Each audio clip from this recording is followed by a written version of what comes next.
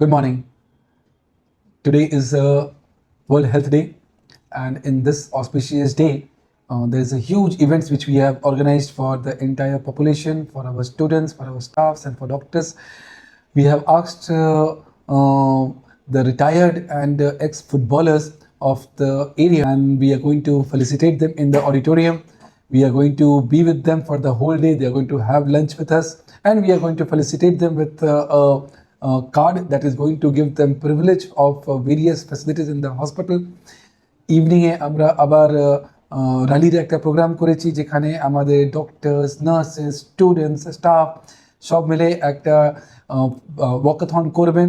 5.5 বা 6 কিলোমিটার তারা ওয়াক করবেন, হেলথের সম্বন্ধে তারা একটা স্কেট করবেন, তাদের সবাইকে গ্রামে গিয়ে বা রাস্তায় গিয়ে সবাইকে তারা এডুকেট করবেন কি the importance of world health day.